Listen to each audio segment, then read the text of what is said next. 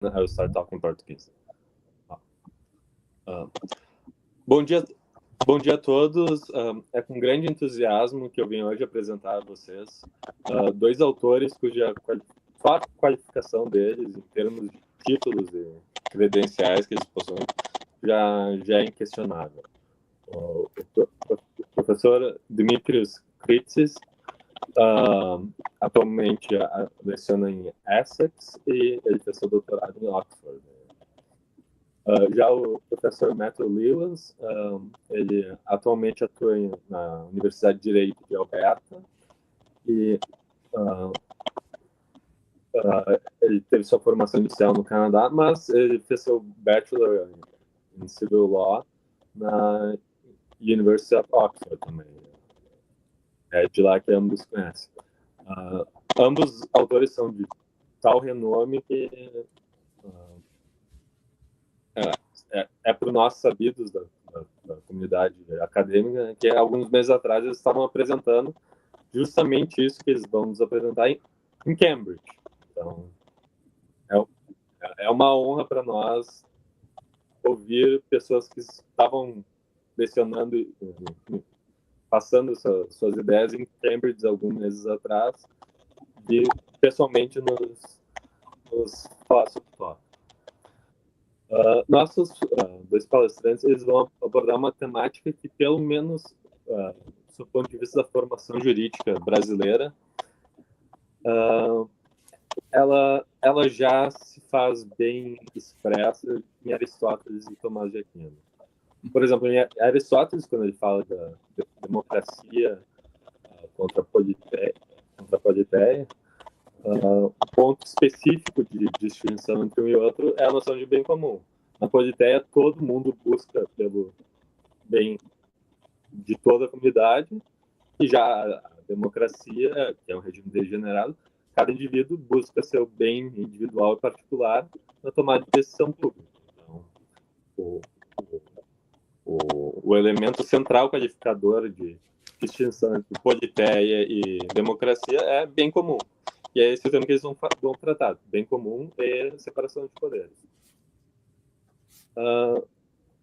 Mas simplesmente para mostrar como a visão deles e a formação dos nossos dois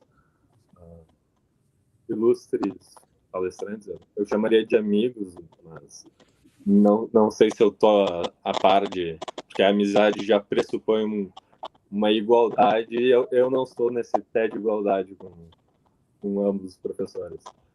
Mas a mera formação deles no mundo anglófono, o professor Dimitrios é obviamente grego, né?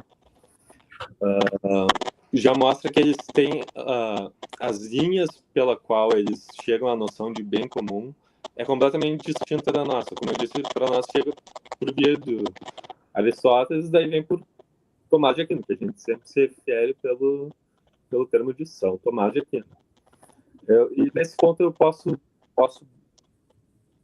exemplificar a experiência pessoal que eu tive estudando, fazendo meu mestrado na University of Edinburgh. Por exemplo, quando eu estava estudando Canon Law, em determinado texto, eu me deparei 20 vezes com menção ao autor Agostinho. Eu fiquei tipo, quem diabos é esse? Daí só pela 20ª vez que me caiu a ficha. Tá falando de Santo Agostinho. Tá. Santo Agostinho. E só nessa mera de Santo Agostinho, se faz uma completa... Eu já coloco ele sob uma perspectiva teológica, que se eu sou religioso ou não, eu já coloco preconceitos.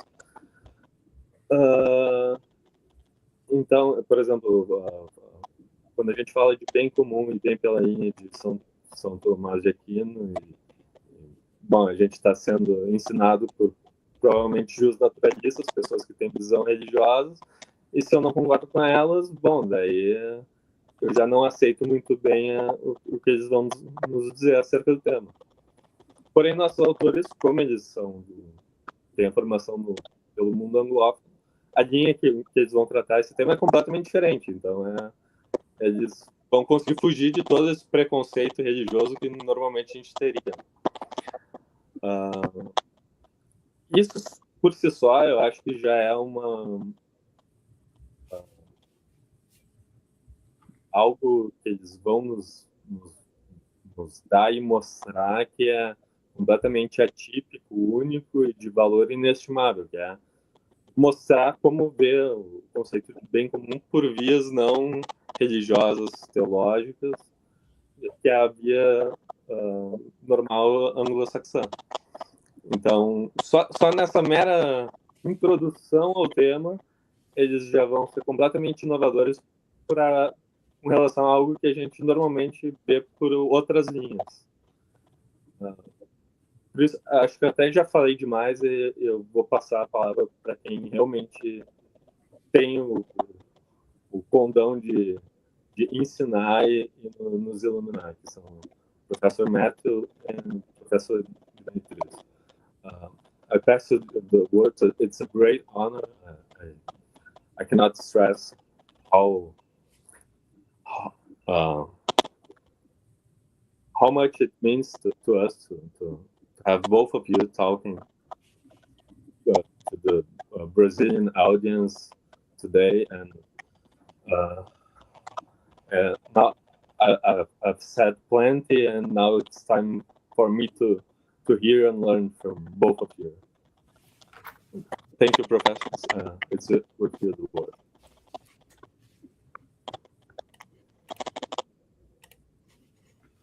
Thank you very much, William. It's a great honor to be here with you as well, presenting a piece that my good friend Dimitrios and I have been working on over the last little while. Dimitrios and I met at Oxford and we're good friends with, I would say, sort of adjacent theoretical interests. Dimitrios has written extensively on the separation of powers. He's got 2 books out, one with Oxford University Press, Where Our Protection Lies, and a second one with Hart Publishing on shared authority. And both of them have been very inspirational for me. So I'm very grateful for his, not just friendship on a personal level, but also his theoretical insights. For my own part, my interests lie in the realm of administrative law, especially in common law jurisdictions. And so I tend to focus on doctrinal and theoretical developments in administrative law in the United Kingdom, but also in Canada and the United States and other English-speaking countries around the world. Today, I've prepared a small, a PowerPoint presentation, just so you guys, so the audience can maybe follow along with the train of thought that we are currently developing. And I'm very interested to hear any feedback or insights you might have on some of the arguments that we're advancing in the paper. The paper itself is inspired by, I'd say, two lingering worries, persistent worries that we have, and a question that's been posed by an American constitutional theorist, Adrian Vermeule. So we'll begin the presentation by talking about what those lingering worries are around the separation of powers, but also a contemporary phenomenon, which we call executive aggrandizement. And this leads us to the question posed by Professor Vermeule, which has to do with a very provocative question, somewhat rhetorical, about whether the separation of powers is relevant in constitutional theory. We then, in the second part of the paper, we try to flesh out a jurisprudential basis for Vermeule's perspective because the question that he poses is not lacks, I would say, an elaborate theoretical foundation. We speculate to some extent about what other theorists he might be drawing inspiration from. And the first one is Thomas Hobbes, and the second is Carl Schmitt. Thomas Hobbes, neither theorist, I think, was very congenial towards the idea of the separation of powers. They were both, I'd say, quite skeptical in speaking about the separation of powers as a principle or a concept in legal theory. So we will explore, compare and contrast those two different frameworks. I'm a bit of a teaser or spoiler is that we think Thomas Hobbes' theory actually isn't that opposed to the separation of powers in some respects. In fact, his theory elaborates an idea that we want to pursue, which is a notion of law's systematicity. Carl Schmitt, on the other hand, I would say is his theory is far more attracted to this idea of executive aggrandizement, but would like to bolster it and take it to its rather extreme conclusions.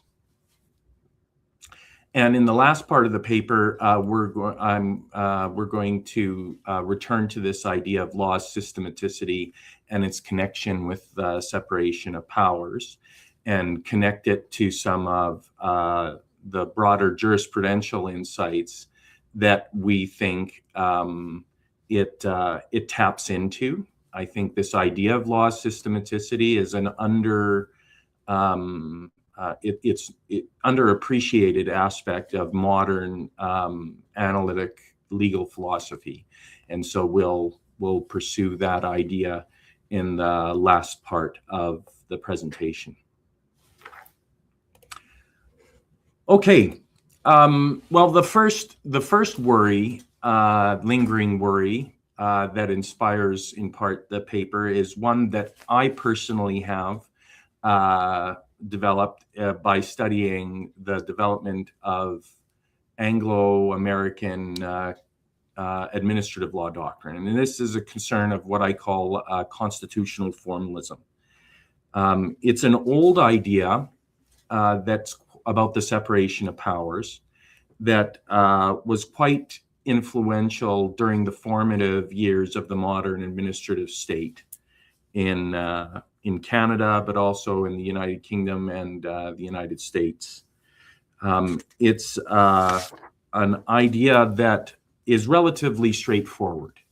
And this is the idea that the point or purpose of the separation of powers is to ensure that different branches of government perform analytically distinct tasks.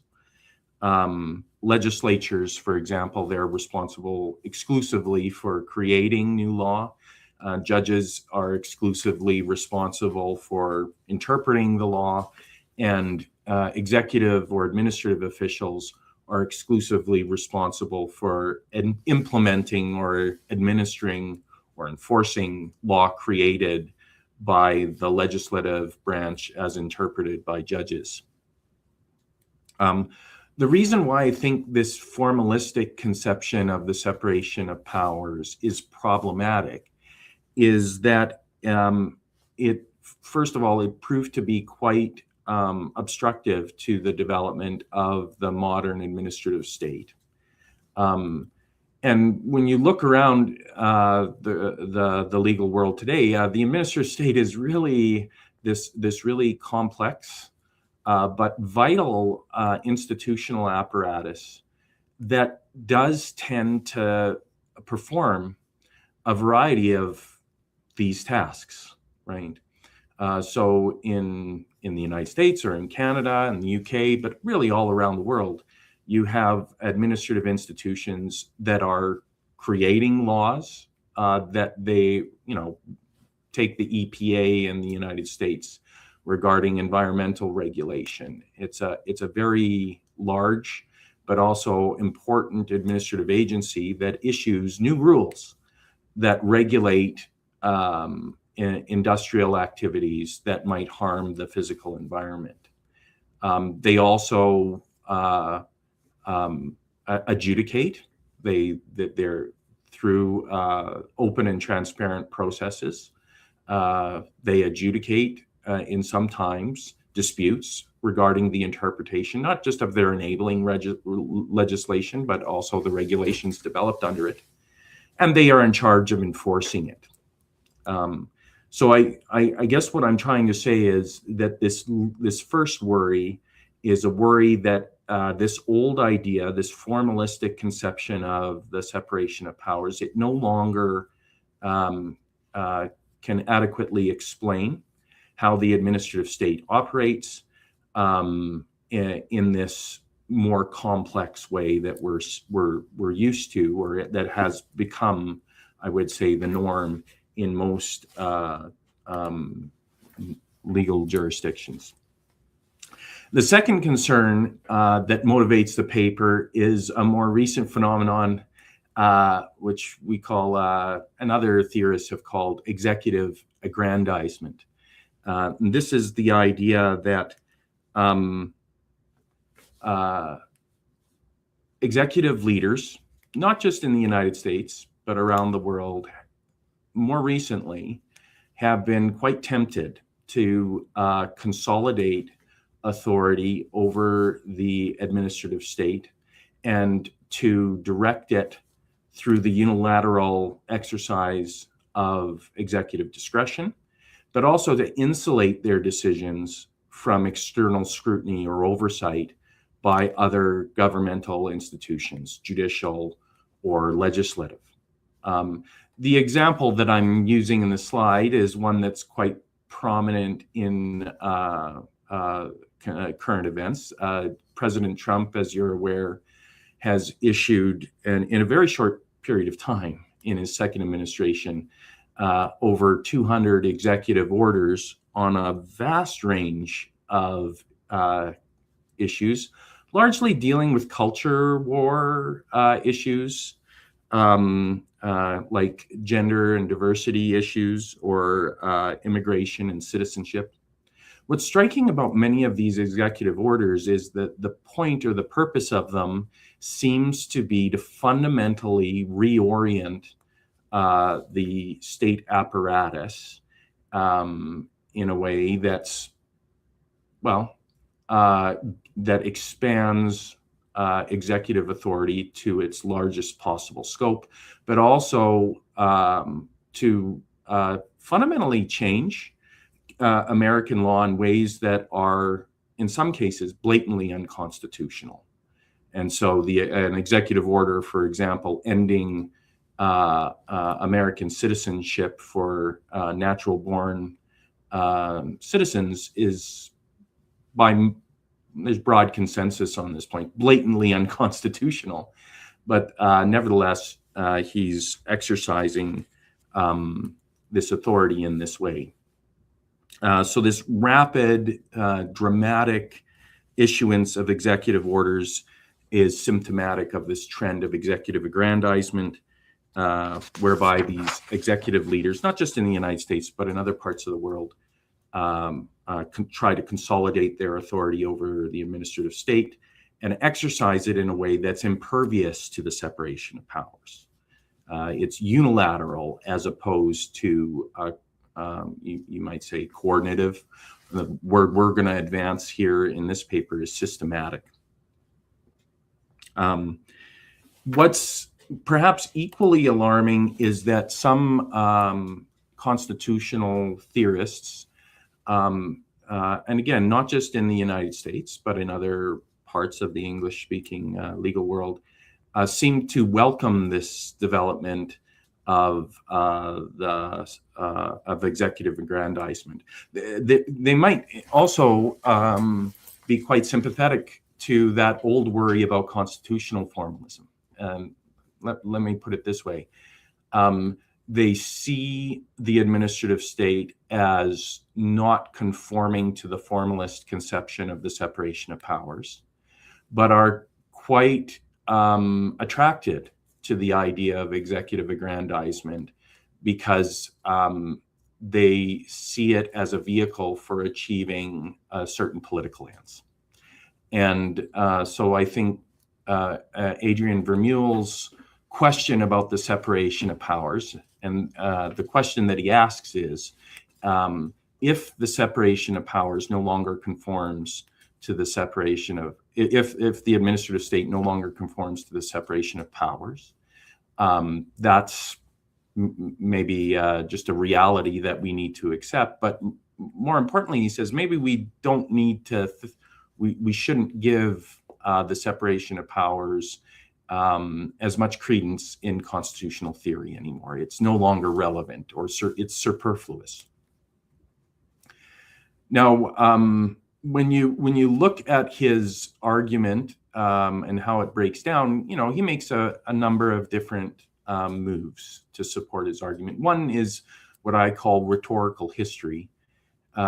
He says at various points, well, if the separation of powers was not a vital or necessary concept in Roman times for Roman law, and if it was not an essential feature of English law during the medieval period, and it's no longer relevant in the modern administrative state, maybe that's a sign that it's, well, just a temporary phase that we went through where we thought it was significant.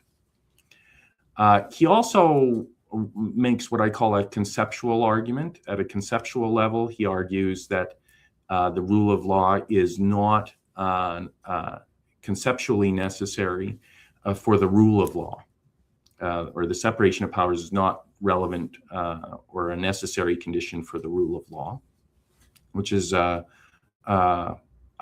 you might say, an analytical, philosophical point. And lastly, he makes what we call a normative or a political point, which is that maybe having collapsing the separation of powers and having a unitary executive is a good thing, because it might facilitate the realization of a particular conception of the common good that he advances, which draws, I think, inspiration from a Thomist conception of the common good. But it's given a bit of a modern twist. He's particularly concerned about, I'd say, retrenching developments in American constitutional jurisprudence that expands equality rights in a variety of different domains. I'm going to, particularly with respect to marriage and gender. Yes, sorry. Before we get to the nitty-gritty of the Vermeule's account, and how we think that account might be underpinned by or motivated by other broader philosophical frameworks, I just wanted to add to what Matt has already said, just by way of fleshing out why it matters to examine the relationship between the rule of law and the separation of powers. Why is Vermeule interested in exploring that connection, and why are we taking issue with Vermeule's understanding of that connection? And one way of seeing the payoff is by reminding ourselves that the rule of law is widely regarded, and rightly so, as an essential ingredient of the legitimacy of executive action. We say that executive action must be lawful, it must be authorized by law, and this means that it must comply with the rule of law. So if Vermeulen is right, then executive action can be authorized without, we do not need to adhere to the separation of powers in order to authorize executive action, and we're better off without it. So on the one hand, we don't need it, the conceptual argument, and we're better off without it, the normative argument.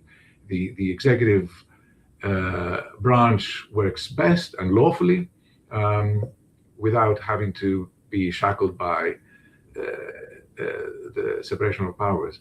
And conversely, we take issue with Vermeulen because we want to insist that in important respects, the separation of powers is both a necessary component of authorizing state power by law, and also it's desirable to have state power authorized in a way that involves a multiplicity of state institutions interacting in certain ways. So we'll flesh that out in the last part of our presentation. I just wanted to flag up why this all matters, and just to anticipate some of the things that we will be saying there. I wanted to flag up that this is where I think, or we think, jurisprudence can help with understanding phenomena like constitutional formalism and executive aggrandizement, and sorting through what we should think of those phenomena, how we should probably respond to this phenomena. First, because jurisprudence or the theory of law can help us adjudicate the boundaries between the concepts, what is conceptually necessary for the rule of law, let's say, or the separation of powers on the one hand, and what is desirable in terms of institutional design. And second, it can help us also, as we will try to show, it can help us also elaborate the interplay between those two concepts. Why we think Vermeulen is wrong to keep them separate. Why we think that actually they are enmeshed in important and interesting ways. So actually, jurisprudence can help us bridge the conceptual and the normative inquiry into these two ideas. Yeah, I couldn't agree more. I think the more we talk about it, I talk about these issues with Dimitrios, I start to realize just how much, at least in common, we share about how we think through these issues. So the first section of the paper, we try to flesh out the theoretical basis or the theoretical background to the question that Vermeulen poses by examining the work of two different scholars that seemed to share his skepticism about the separation of powers. And the first is Thomas Hobbes. The second is Carl Schmitt. And I'm going to be painting with fairly broad strokes here, but Thomas Hobbes, he offers a prescient warning, I think, about a threat posed by deep political disagreement in society. And he at times seems to suggest that a strong executive might be a way of coping with that threat. So if you'll recall, he's got a conception about the state of nature, or a theory about the state of nature, and how people come together to form a social contract for escaping that state of nature. And the result of that social contract is a sovereign authority that makes law and has, it would seem, pretty broad consolidated authority to enforce the law. And I'm just using a couple extracts to illustrate this point, and this is in chapter 17 of Leviathan. Thomas Hobbes says, if it's no wonder that something else besides a social contract is required to make it constant and lasting, endurable. And that is what he calls a common power to keep them in awe and direct their actions to the common benefit. And a bit later, he buttresses this by saying that if there had never been this idea that the state power might be divided between different institutions, the king, lords, and commons, we wouldn't find ourselves in this civil war that we're currently embroiled in. Now, this passage seems to resonate, in other words, quite strongly with some of Vermeule's argument. But when you consider it in greater detail, it seems he's got a very different idea about the common benefit, or the common good. The common good that he has in mind is a framework, a civil framework for maintaining the rule of law. It's a framework for not just articulating legal standards, but directing and redirecting people away from their desire to dominate others towards a shared framework for resolving legal disputes peacefully. And again, I'm going to be painting with fairly broad strokes here, but the intellectual basis for Hobbes's political theory is liberal in its orientation, right? That social contract, the foundation, in other words, of sovereign authority, is a contract between essentially free and equal individuals that are seeking fair terms of cooperation, political coordination and cooperation. The main task or responsibility of the sovereign is to preside over a legal framework that serves to facilitate a legitimate form of self-rule. Hobbes says this repeatedly, that the sole purpose of the social contract is to enable citizens to create laws. And he has an interesting metaphor. He calls them chains, invisible chains, that that connect them to the sovereign, but that they are responsible for constructing. And the result of it, if you look in subsequent chapters of Leviathan, is what many legal theorists, I'm thinking particularly of David Deisenhouse, but also political theorists like Philip Pettit, relate to a Republican notion of civil liberty under the law, right? And this is a framework that's main goal, the common benefit or common good that it has in mind, is a certain freedom under the law. That is, that the laws are announced publicly, prospectively, but also administered fairly and impartially, and at arm's length. Thomas Hobbes says, amongst other things, that when there's a legal dispute regarding the interpretation or enforcement of the law, it should be administered fairly in light of the evidence and the submissions of the parties, but also by an arbitrator who has no personal interest in the outcome.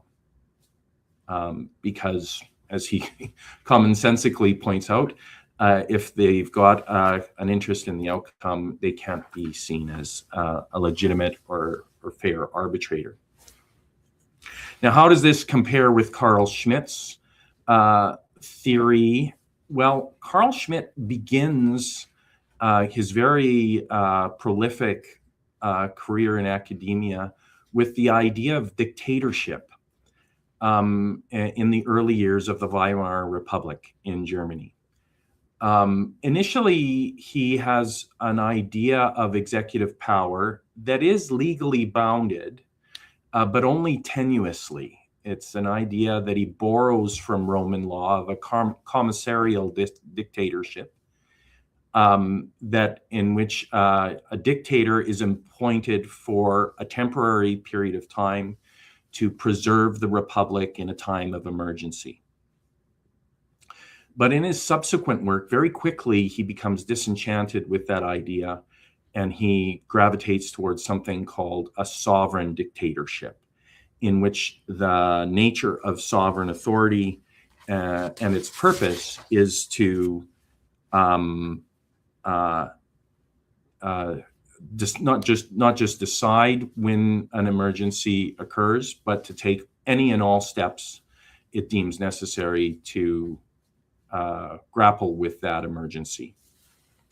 And so the idea that he develops is this idea of, and at various points he refers to the executive as a god in the machine, deus ex machina, that within the apparatus of the administrative state, whose authority is fundamentally political, not legal, and is legally unlimited and cannot be constrained. So that the power of the executive is complete, so much so that it has the authority to bring a new constitutional order into existence unilaterally. Okay. So there's a trajectory, if you will, in Carl Schmitt's thinking, in which he begins with this idea of emergency powers, but ends with a totalitarian vision of not just the state, but the executive power within it, to animate it. It's like it's a godlike soul within a lifeless husk of law that it can direct and to unilaterally. I think you can see a similar trajectory in Adrian Vermeule's work on American administrative law. Like Schmitt, he begins with this idea of emergencies. So writing in the wake of the 2008 financial crisis, but also the terrorist attacks of September 11th, he develops a theory of unitary executive power to deal with emergencies. And his basic argument is that the legislative branch and the judicial branch of government cannot anticipate emergencies or deal with them effectively. So they, in effect, allow the executive to exercise unrestrained power in these moments. But in his later work and more recently, he's expanded the scope of executive power to grapple with all matter of issues that might arise within the modern administrative state. And that, in essence, what you see is, whereas he thought executive discretion that was legally unconstrained, that the scope of that discretion was local, that is, emergency situations, and temporary, they're endemic and pervasive in the modern administrative state, and that we would do better to recognize that. We would understand better the nature of and functioning of executive power in a modern constitutional arrangement.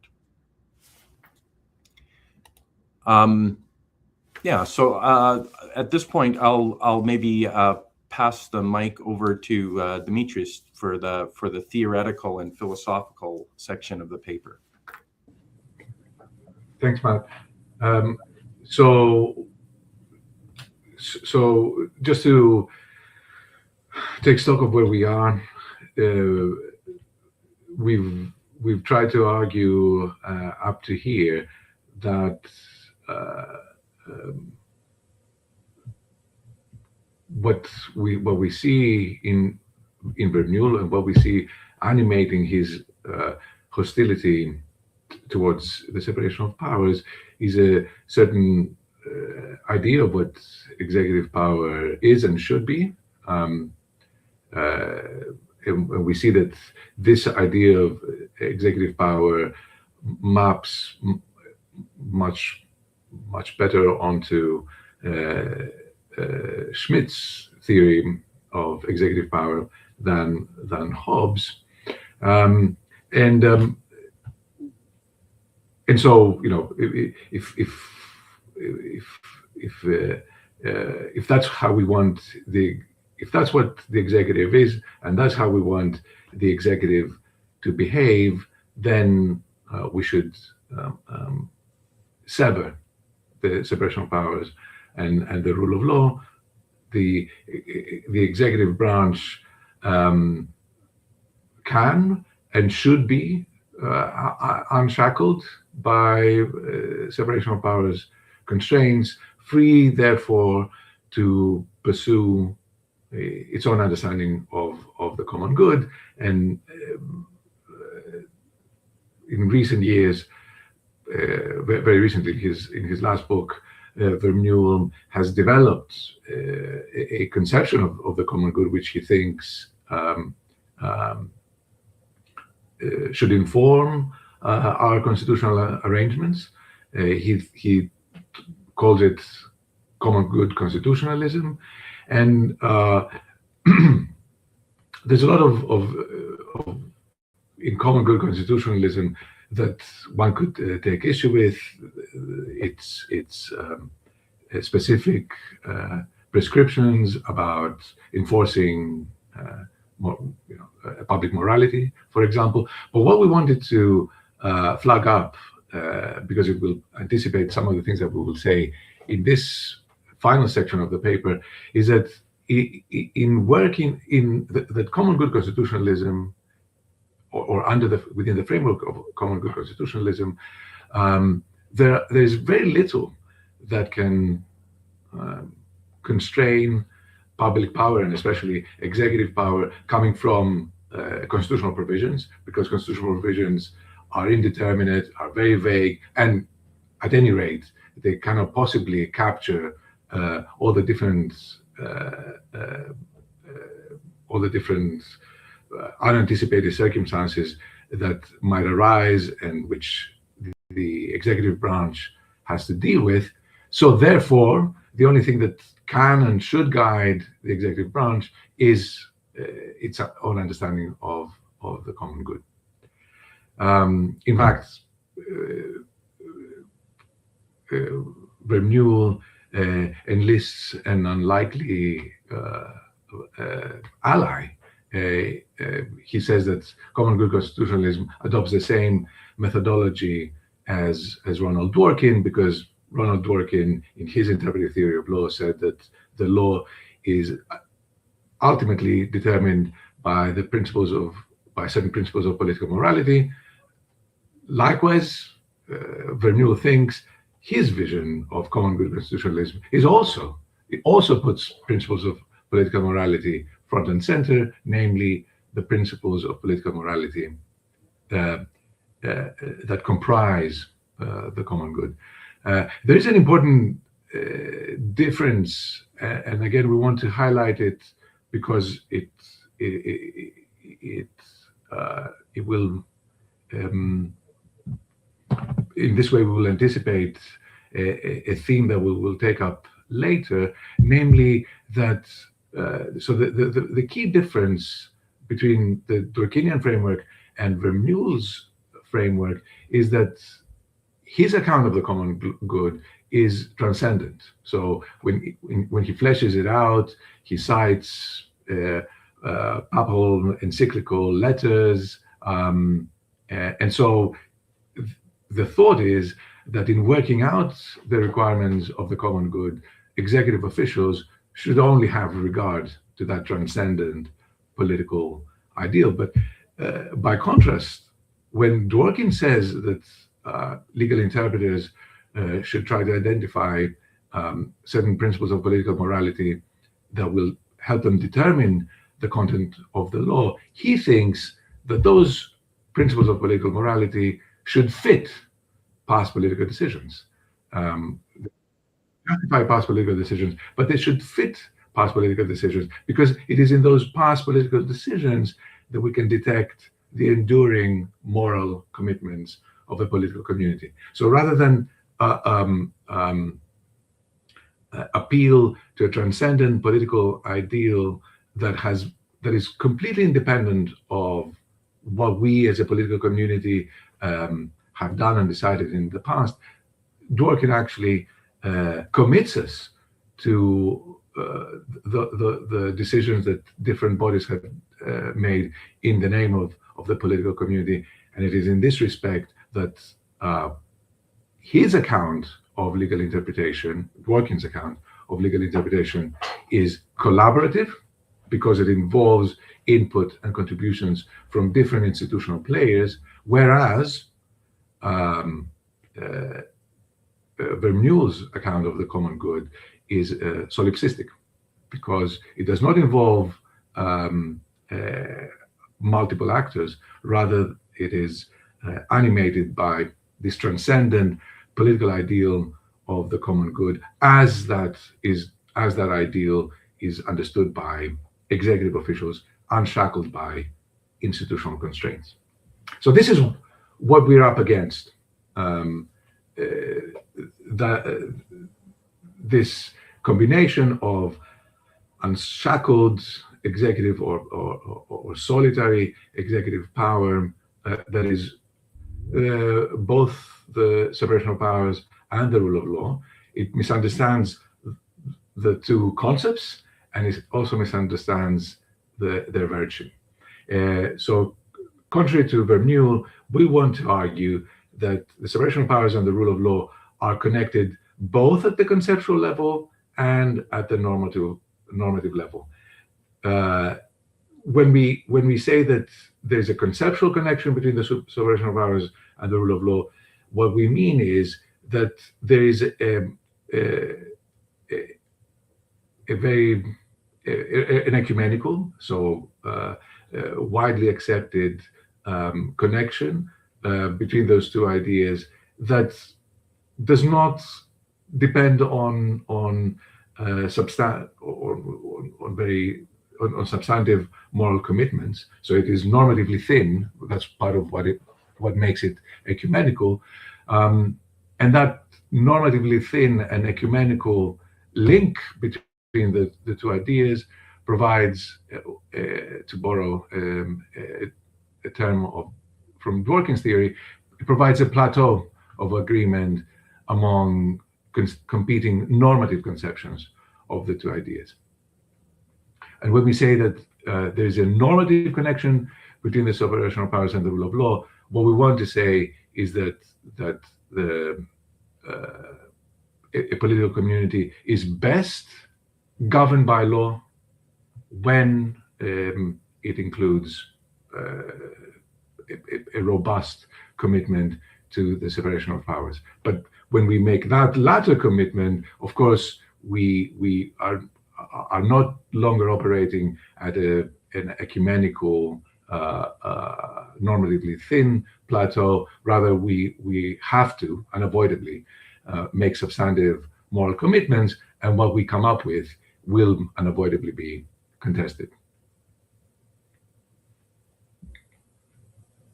So let's start then by saying a few things about the conceptual connection between the separation of powers and the rule of law. I want to start by saying up front that we do not think that, in this respect, we perhaps differ from analytical legal positivists. We do not think that we can have a complete account of the separation of powers and the rule of law relying solely on conceptual analysis and conceptual resources. The separation of powers and the rule of law are both value-laden concepts. So in order to provide that complete account, we will inevitably have to draw on moral considerations. However,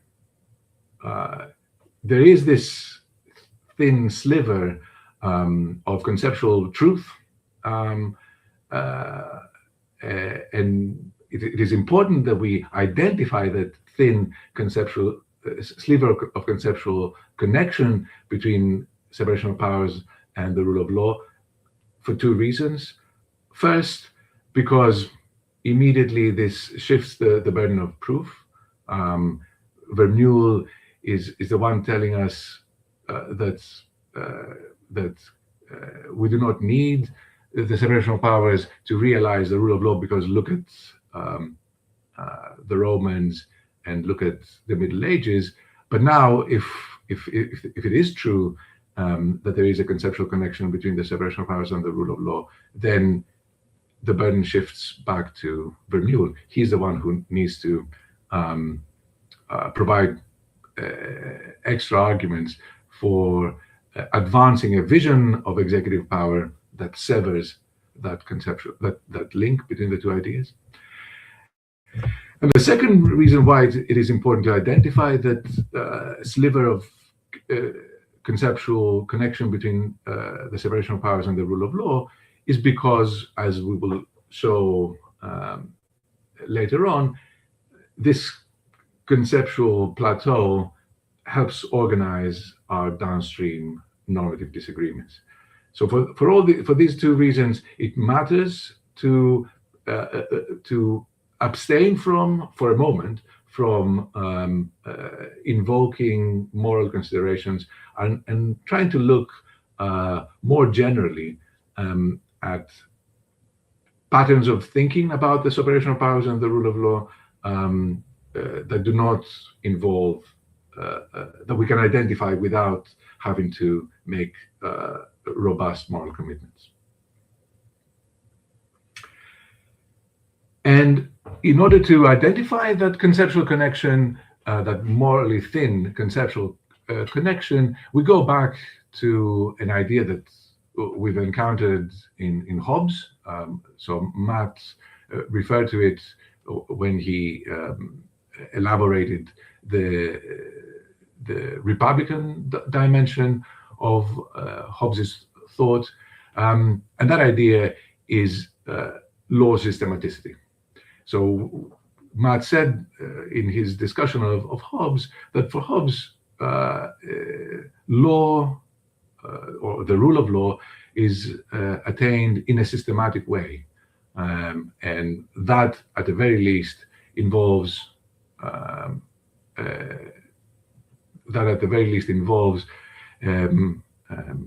independent or impartial tribunals adjudicating legal disputes, and also identifying and interpreting the commands of the sovereign. That idea is not just the idea of law systematicity is not only present in Hobbes. We see it in a lot of legal theories, and in fact, we also see it in the work of analytical legal positivists. And we focus on the work of analytical legal positivists precisely because we want to come up with a connection between the separation of powers and the rule of law that does not depend on substantive moral commitments, and analytical legal positivists offer accounts of law that do not seek to defend the legitimacy of law or an essential moral character for law. And what we see in the work of Hobbes and also in the work of analytical legal positivists like Hart and Raz is a distinction between different institutional roles, or rather different institutions performing different roles, and a measure of interaction between those institutions. Let me just give you an example. So Hart says, in every legal system, we identify a practice among officials, importantly, law-applying officials, and in that practice, officials recognize certain sources as legal sources, so certain institutions as lawmaking institutions, and therefore, even in this very morally parsimonious account of law, we can see what we call a proto-separation. So proto-separation is what falls out of the systematicity of law. Because the law is systematic, it involves certain institutions making law and other institutions recognizing that as law and using it, say, to adjudicate legal disputes. So proto-separation, I just want to make clear, is not the same as the separation of powers. So it's not yet a moral ideal. So we need to make reference to moral considerations to flesh out the moral ideal of the separation of powers. But proto-separation still does important work for us, because if it is true that law is systematic and therefore issues into or involves an element of proto-separation, then it is dubious that we can have a solitary executive branch that works out in a solitary fashion what the law is and how executive action should be authorized by law without involving other institutions. In fact, going back to Hart, we see that for people like Hart, even the job of legal application, which Hart entrusts to those officials that comprise the practice of the rule of recognition, that job also involves important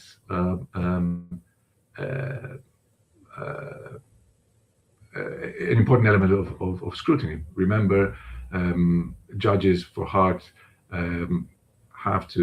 sometimes have to use moral considerations to exercise their judicial discretion when the law runs out. So even at the conceptual level, at this thin conceptual level, the notion of a solitary executive branch appears dubious.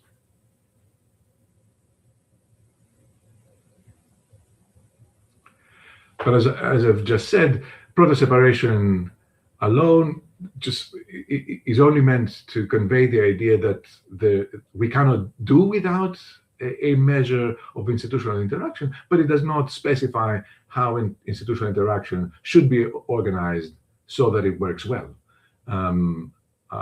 But we know roughly, even from the idea of proto-separation, we know roughly where to look for to come up with an account of when institutional interaction does go well. So we will have to make appeal to institutional virtues of different institutions performing different roles, working together, and what value comes from them working together and performing different roles. And what I think we will find when we go looking in that direction is that institutional interaction that has these characteristics ends up creating spaces for public deliberation and scrutiny. The example that we use in the paper is a judicial review of executive action. So when a system has when a legal system has a practice of judicial review of executive action, then executive action for executive action to be authorized by law, we must, we have this forum where complaints are heard, justifications are articulated and assessed, remedies are provided by an institution that has credentials for impartiality and independence. So this is something that already resembles the separation of powers, or echoes the separation of powers. I've referred here to the notion of judicial independence, which is an element of the separation of powers. I've also made reference to the notion of scrutiny, which is a key component of accounts of the separation of powers, or checks and balances. So what we see then is a convergence as we work out an ideal of institutional interaction. We see a convergence between the rule of law on the one hand and the separation of powers on the other. The separation of powers, or separation of powers considerations, can and should inform how we organize those spaces for public deliberation and scrutiny, so that we can ensure that, say, executive action is indeed authorized by law. So executive action adheres to the rule of law.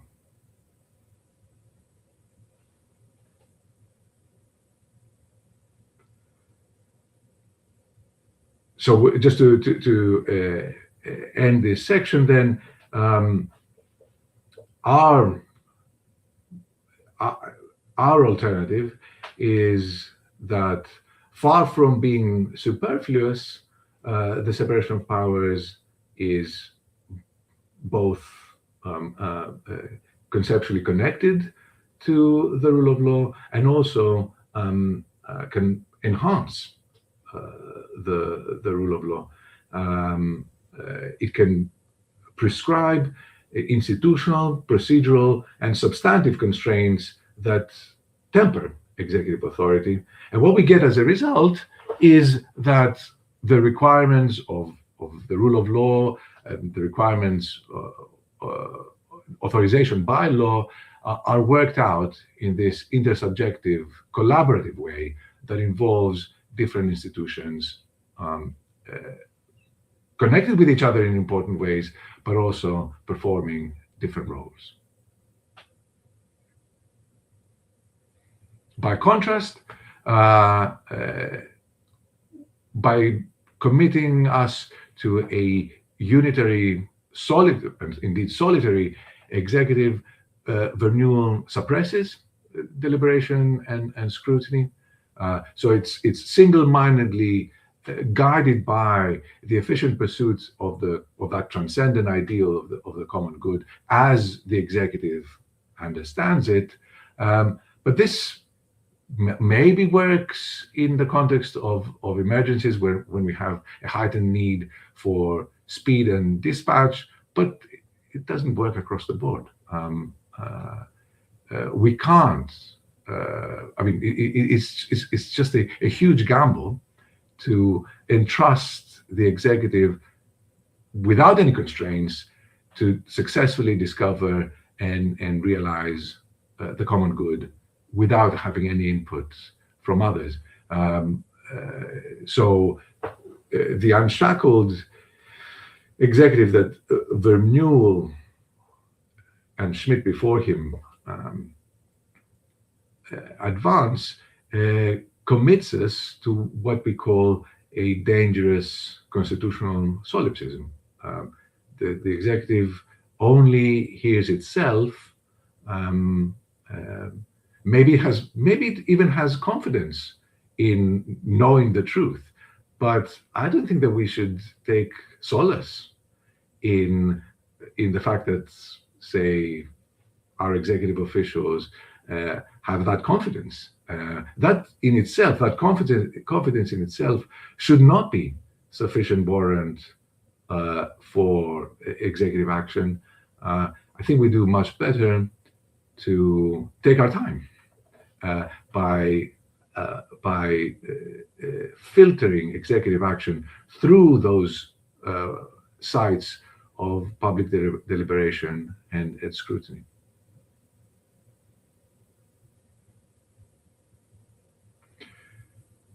So just to repeat, this is just a summary of what we've done. We've started off by flagging up two worries about the justification or the legitimacy of executive action, the constitutional formalism, and executive aggrandizement. We examined a certain response to these phenomena. Vermeulen thinks that the best way to develop our law so that it can account for these phenomena is to let the executive branch get on with the efficient pursuits of the common good without any constraints coming from the separation of powers. We then tracked this response that Vermeulen gives to the thought of Carl Schmitt, who, unlike Hobbes, thinks that the executive, even in emergencies, but also beyond emergencies, should have this transcendent sovereign power. And we also saw that this account also echoes Vermeulen's work first on the administrative state in the context of emergencies, but then later in his embracing of common good constitutionalism. And contrary to that vision of the unitary executive, we said that there is both a thin, normatively thin, let's say conceptual connection between the separation of powers and the rule of law, and also a thick, so a substantive, moral connection between the separation of powers and the rule of law. So not only can we not have authorization by law without a measure of the separation of powers, rather the best way to ensure that government power is authorized by law is by creating those spaces of deliberation and scrutiny that are underpinned by separation of powers considerations. Thank you very much.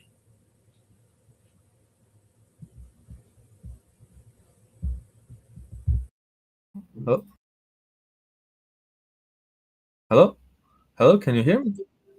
Oh, I'm a bit of speechless because perhaps you noticed that like I got light in my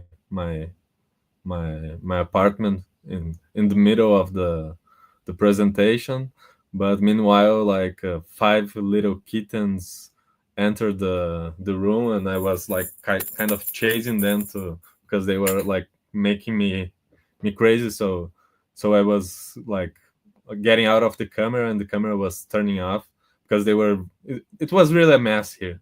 But the first thing that I must say is that at the present moment we have like exactly 1,200 viewers online, and you have to consider that we are in the beginning of summer in Brazil and the beginning of vacation, and everybody is want to be in the beach and things like that. So if we had like 200 viewers, it would be a lot, but 1,200, it's really impressive. It's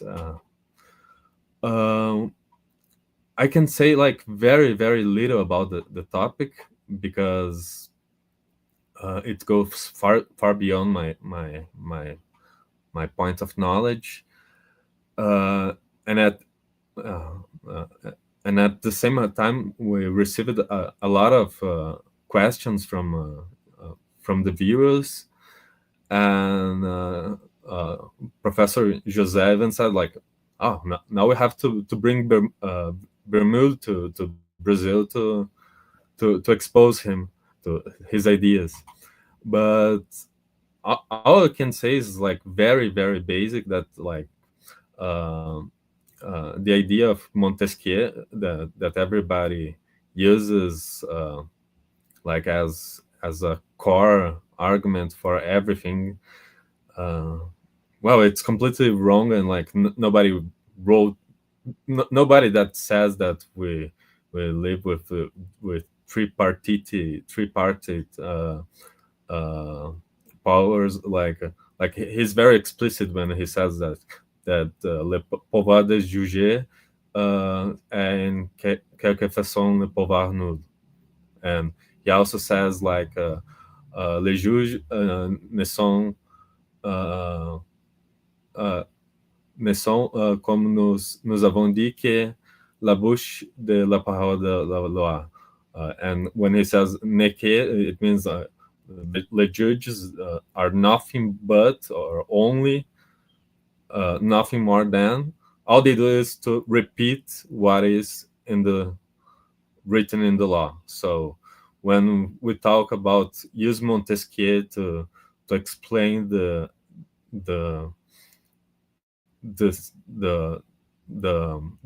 institutions we live, the political institutions of Brazil, Canada, and like Montesquieu is not a proper basis to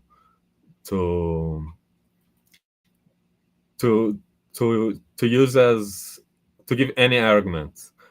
But there's one thing that I believe that is a real and a very alive problem, both in Brazil and I can see in the United States.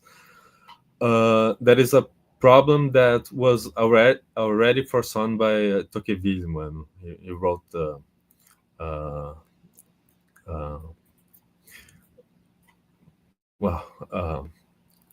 I'm getting confused with language, but when he about the democracy, la democracia in America, he says like that in the end of the day, all of the political questions and all of the serious questions will end being disputed in the Supreme Court. And this problem that I would describe that is the problem of the branch of the judiciary had literally usurped the monopoly of the Constitution, and like authors like Jeremy Waldron or Larry Kramer claims this point. Here in Brazil, for example, the Constitution, which is the charter of the people, by the people, and for the people, well, only our overlords from the Supreme Court had a saying on what is the meaning of something like the dignity of human being. We go to the point to say that the principle of human dignity is the abracadabra juridic, the magic word used to decide a case for or against it. It is employed completely arbitrarily in each singular case to justify any decision. So, and we don't have a single say, like what I think about human dignity, what both of you think, or anybody else. Like nobody has a say, only they. That's the only thing that I could draw that I see that as a real problem that exists both in America and both here. And but now Trump obviously became a more visible menace, and I must admit that I was speechless with the passages both of you bring from Hobbes and saying about common good, because when the few people that study Hobbes here in Brazil always read him in the natural law tradition. Like we always take as the very premise of all his thinking is that famous saying I wrote here. My mother bore twin sons, myself and fear, and that saying justify like all of Hobbes' idea for us, like especially like the cases where we are allowed to not obey the sovereign and so when you both of you bring Hobbes to give a saying about common good, I definitely have to go after more passages like that, because that's absolutely brilliant. But well, I'll go to the question. But I don't know how emphatic I was about saying about the pertinent and how the lecture both of you gave goes far. It's a completely different view and brings different light to all of our conceptual way or standard way of seeing the phenomena here in Brazil.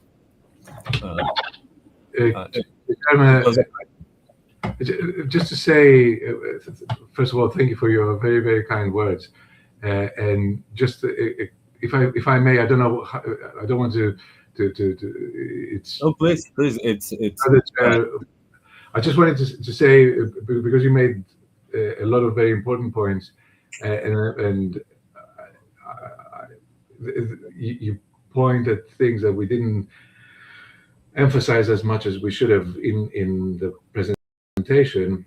So on your first point, I think we also accept that our received ideas about the separation of powers are not sacrosanct.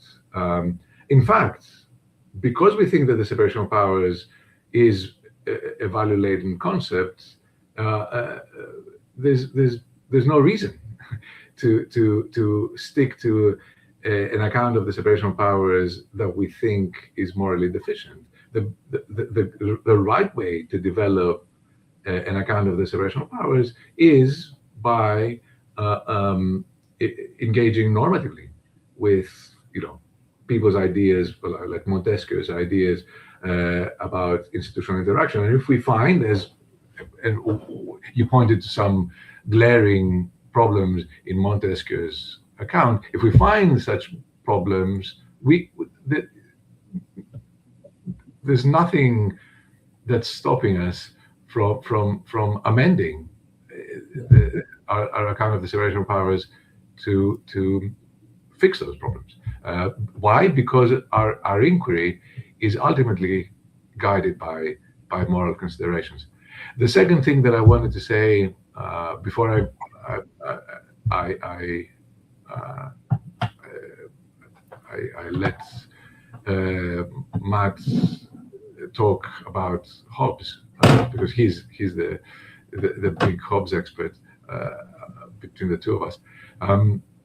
The second thing that I wanted to say is that we mention judicial review because we just think that it's a good illustration of what we mean by those spaces of public deliberation and scrutiny, but we do not think that the judicial review is the be-all and end-all of public deliberation and scrutiny, and we do not also think that a legal system is not well designed unless it includes robust mechanisms of judicial review. So that is something that needs to be worked out. And obviously, we haven't offered a full-blown account, our preferred account of the separation of powers.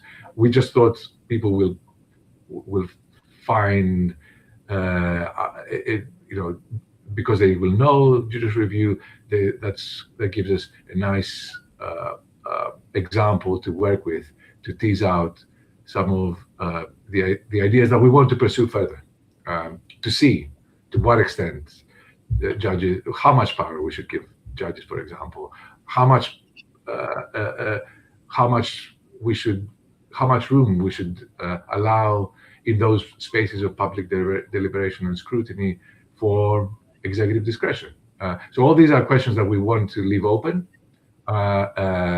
We're both very alert to the risks of judicial supremacy, but we just thought that judicial review is a good illustration.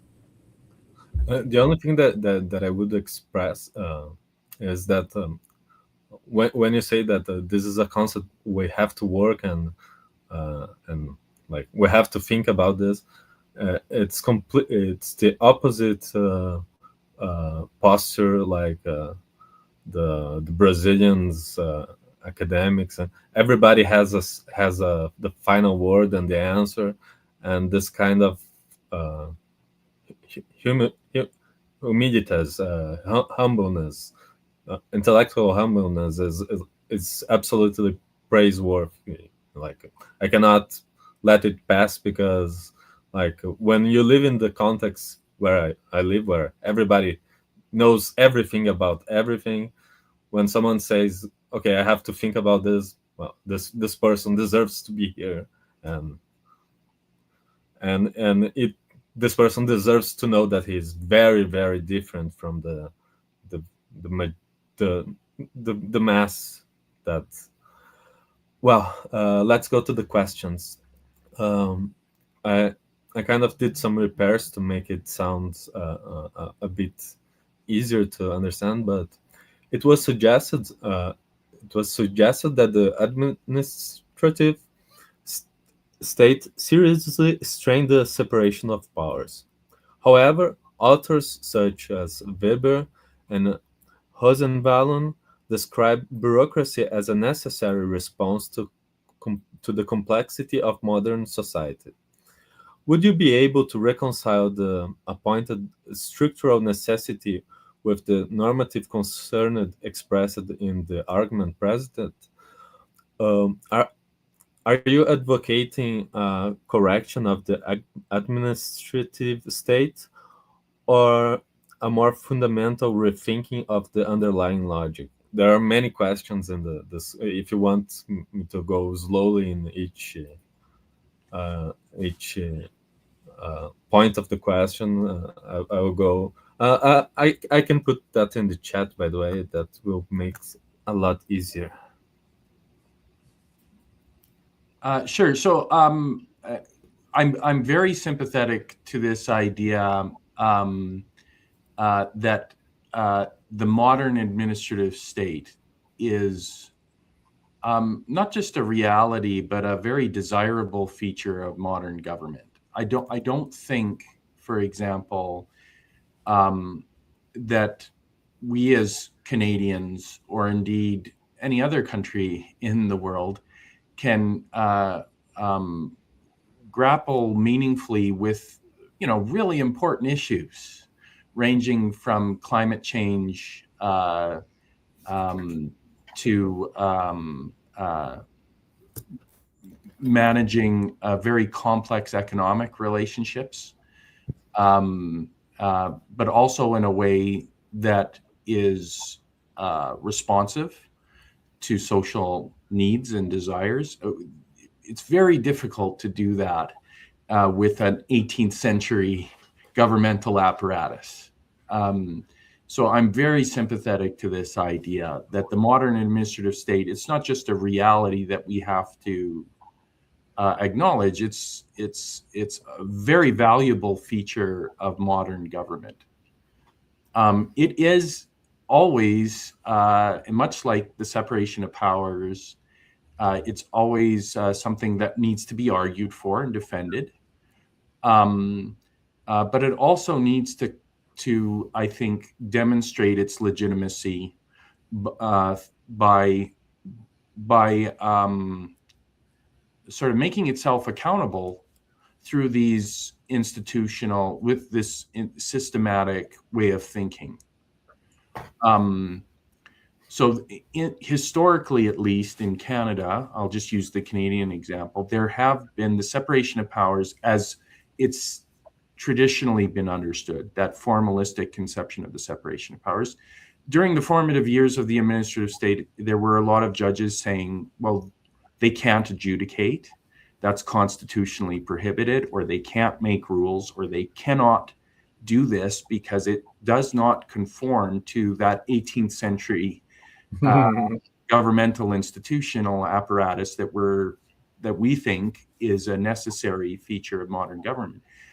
And what you see developing, not just in Canada, but in the United States and in other jurisdictions as well, is a gradual reconciliation with the modern administrative state. In other words, the idea is that the administrative state can be and is legitimate insofar as it abides by conditions of transparency, prospectivity, reasoned justification in the public domain, and it's open to public scrutiny. And sometimes those other institutions, especially the judiciary, when it believes that the administrative state is acting in a way that cannot be justified in light of shared legal standards, they will say we cannot allow you to enforce those decisions. Now, these aren't, there's also situations where judges have been, let's say, more authoritarian in their outlook or their perspective. The idea is that they alone can decide what is correct or what the law means. And I think that's also it can be worrisome insofar as it doesn't seem to be engaging in that systematic deliberation. It's, in other words, if I guess what I'm wary of is something that Hobbes was very concerned about, which is someone showing up and saying, I have a monopoly on understanding what's true and what's not. That's a very dangerous idea. And I think it applies not just to executive officials, but other officials, governmental officials as well.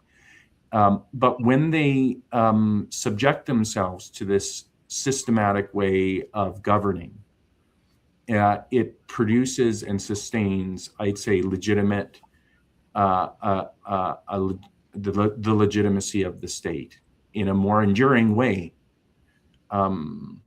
Yeah. So I guess to answer your question, I'm very sympathetic to authors who see the bureaucratic apparatus of the state as a necessary feature of modern society. I totally agree with that. But I think it needs to be defended in this systematic way and justified. systematically and iteratively. Like through its operation, it needs to demonstrate that it takes the separation of powers idea very seriously. Do you have any remark, Professor Dimitrios? No. I think Professor Matthew, I don't know anything about the bureaucrat, how the system works. Could you please just take out the slides? Perhaps our faces are not showing. Like the question wasn't made by me. I just said it out loud. But the only thing I can say is that I need to read Hobbes again, using your eyes and taking your insights.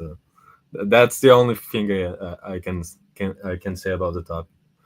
And I will proceed with the second question. I will send by the chat, so you can go with me, and it will be clear for you. But again, I thanks for answering and being available to us. Civil law systems such as those as in continental Europe and Brazil place strong emphasis on codification, formal legality, and strict administrative control. Whereas in common law system rely more heavily on case law, institutional flexibility, and discretionary authority. That's misspelling, but anyway. In light of those practical differences, do you believe that the model you propose is fully applicable to civil law systems like Brazil, continental Europe, or do you see that the structural barriers of continental legal systems have may limit the application of your ideas where those barriers do not exist in the common law tradition? Yeah, this is a fascinating question. And so I need to acknowledge the limits of my own expertise here. So that'd be my first comment. It brings to mind, however, a very interesting British constitutional theorist, very influential, named Albert Venn Dicey. He wrote a highly influential text in the late 19th century on English constitutional law. Some people have characterized it as a polemical treatise because he had a very, it was a very clearly delineated conception of the English Constitution that did not, that said very often, there's no such thing as administrative law in Britain, but they have it in continental Europe and in France, and it's he equated it to a form of despotism. But in his later work, he had a little bit of a deathbed conversion. The textbook went through multiple revisions. I think there's like 15 revisions. And in the last revisions, I think he understood that the administrative state was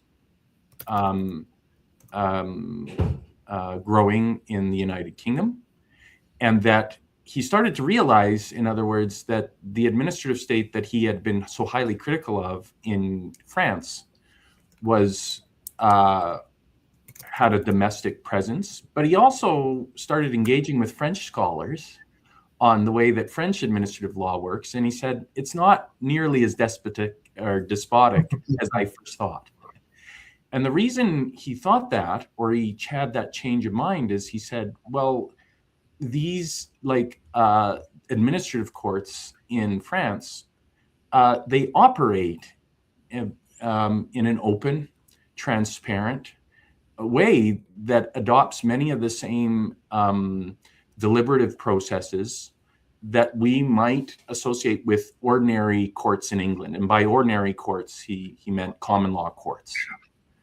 So I guess what I would say is that, you know, when I think of, and I teach administrative law in Canada, I try to encourage my students to think about it in light of their ordinary daily interactions with people they care about, and the importance of holding not just yourself accountable, but being accountable to other people. Doesn't mean you have to always take what they say or they have to follow whatever you say, but you're committing yourself to a certain way of interacting. In the paper, I think I use the term, it's a modus vivendi of living together in a way that you are explaining what you've decided and why you've decided it. You're including other people in that conversation, and you're taking their concerns seriously. But I think when one acts in that way, it tends to produce decisions that are perceived to be more legitimate, even when they're adverse decisions. If someone makes a decision that I disagree profoundly with, but they've nevertheless explained it to me and provided me with a supporting rationale, that's a very qualitatively different way of interacting with me than one that is, let's say, more unilateral and more, sometimes they use the term executive-minded. Somebody else has made the decision without involving me in that way. So I guess, in answer to your question, I don't know. I'm not familiar with the way that administrative law operates in civilian jurisdictions, but I think it can be more or less authoritarian in much the same way as it can be in common law systems. But the difference is more in that systematic way about having whether and to what extent they're transparent, they're procedurally fair, they involve a systematic attempt to exchange reasons and engage in principled dialogue around shared legal standards. Yeah, just to add, I agree 100% with what Matt said. Just wanted to say, in terms of methodology, what we've done is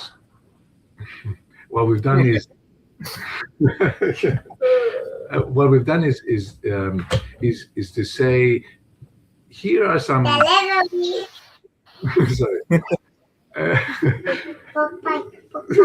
Sorry. Sorry.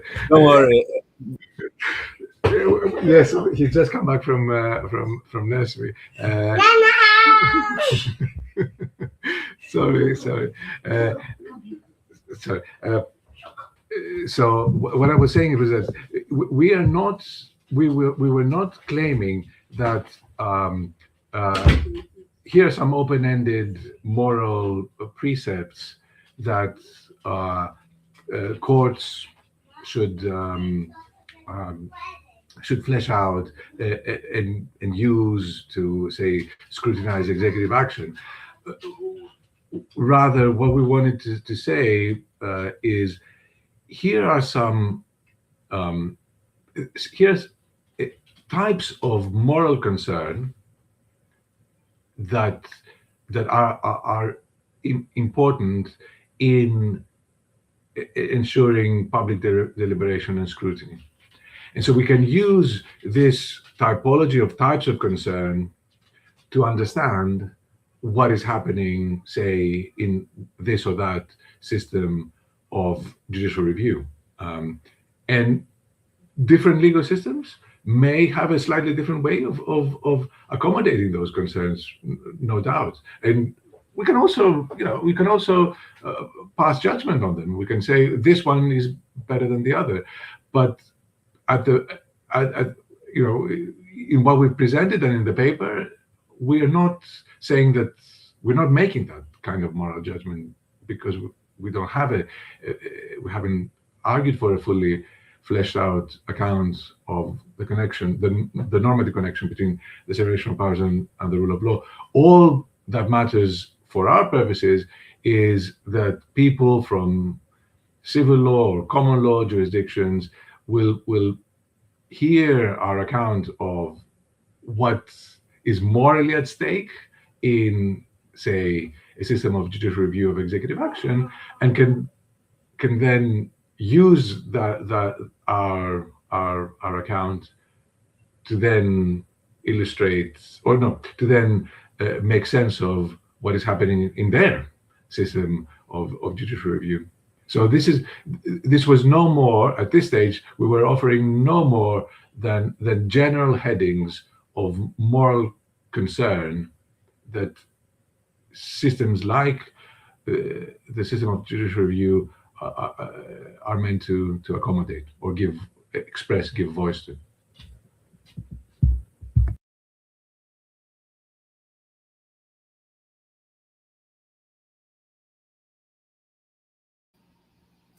Well, it was a very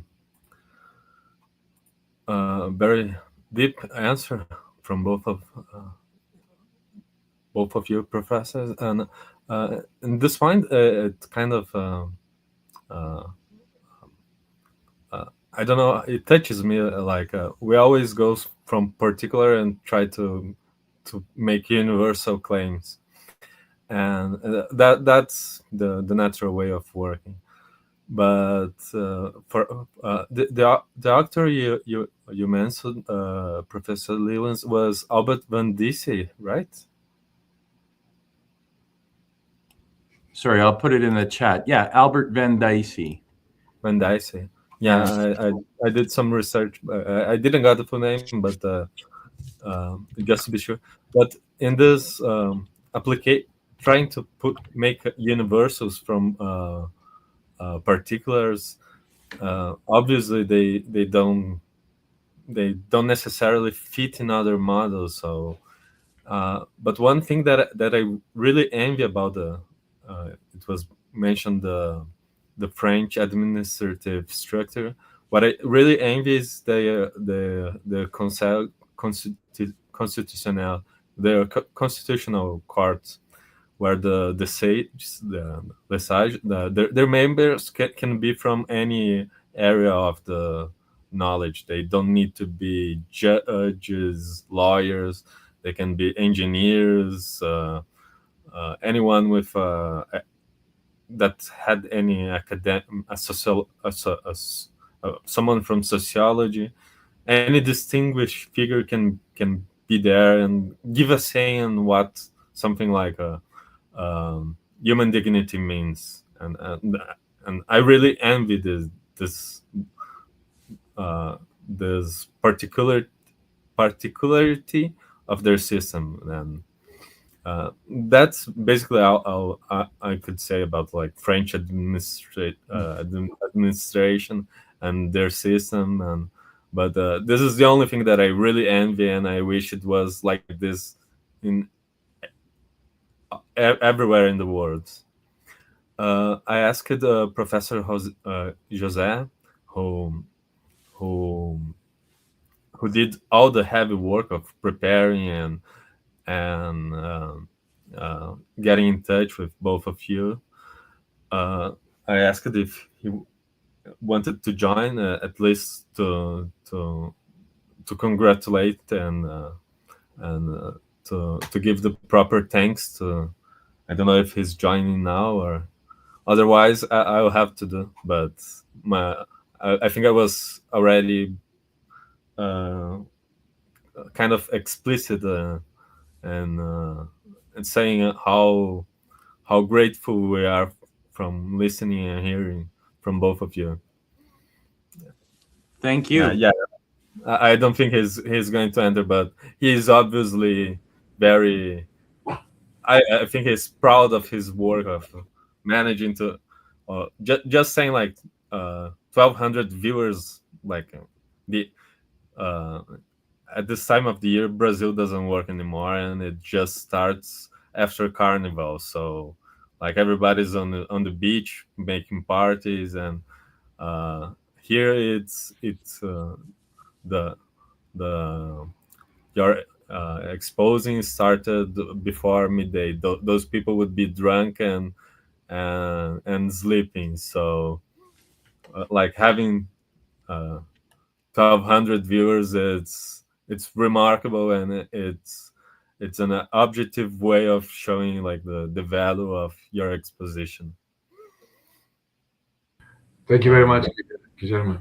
Thank you. It was an amazing pleasure, and I hope we can have like the opportunity to talk again, and it was simply amazing. Thank you very much, both of you, Prof.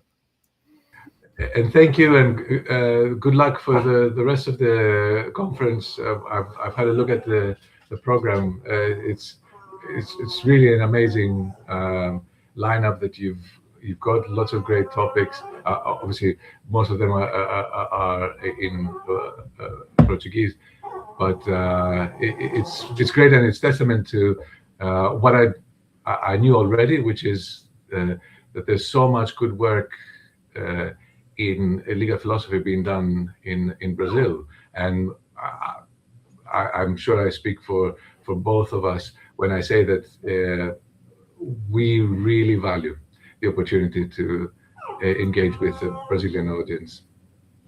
The only thing that I would say, if we ever manage to bring Vermeil to talk with us, we will definitely call you guys to debate with him.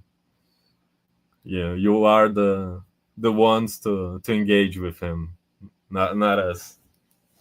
But thanks so much. It was really a pleasure and a remarkable moment for us. Thanks a lot. Thank you.